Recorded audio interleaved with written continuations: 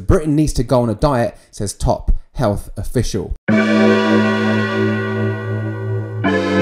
What up guys, it's your boy Matty, Matt from Macro Lean, and in this video I'm going to be looking at and breaking down an article that came out on the BBC a few days ago about how Britain needs to reduce its calories in general. But before we get into that video, I suggest you hit that subscribe button and that bell button to get notified every time I drop new videos and new content. But let's look at this headline, and it says Britain needs to go on a diet, says top health official. The portion sizes of some of Britain's most popular foods are to be cut, with health officials telling the public it's time to get on a diet.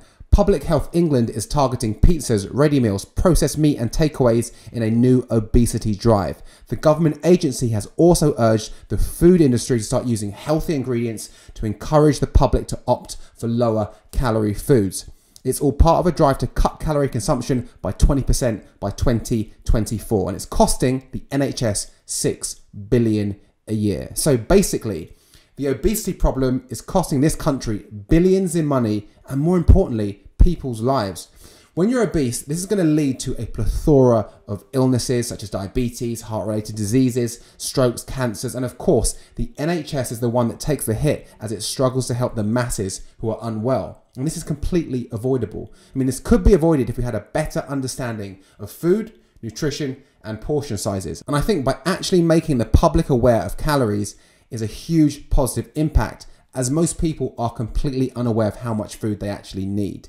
The article goes on to say, food manufacturers, supermarkets, takeaways, and fast food outlets have been told to reduce the calories in the following foods. So stuff like biscuits, special breads, cooking sauces, dressings, crisps, egg products, potato products, meat products, pies, pastries, sausages, burgers, pastas, rice and noodles, ready meals, takeaway dips, pizzas, food on the go, such as soups and sandwiches. Although I agree with reducing the amount of calories in certain foods, that's not really getting to the root of the problem. If people still don't understand about calories, macronutrients, and energy balance in general, calories going in versus calories going out, they might just buy 2 sandwiches, for example, instead of buying 1, and end up consuming the same or even more calories than they were before. We need to fundamentally educate children in schools on this. We have lessons on scores of subjects, but none on actually how to care and look after the most important thing we're ever going to have in our life, right? Our physical body. It's pretty much insanity if you think about it. We leave school knowing about geography, history, maths, but not how to manage our diet, our nutrition, and our activity levels. The article goes on to say the campaign is encouraging adults to consume 400 calories at breakfast and then 600 each at lunch and dinner, calling this the 400, 600, 600 approach. And then they've got a picture of a breakfast alternative, and it's got 2 slices of bread with avocado on toast, so 380 calories, and then it's got a full English fry up, 800 calories. And I guess they're trying to say go for more whole natural foods. And that's going to be good for both ways. You know, it's going to have less calories, that breakfast, plus it's going to have more micronutrients, more vitamins, more minerals, more satiety. So I guess they're trying to encourage people through whole natural food choices, which I guess is a good way to do it. It then goes on to talk about how many calories we should eat a day, and it says it's recommended that women should eat no more than 2,000 calories a day, while men should limit their intake to 2,500 calories a day.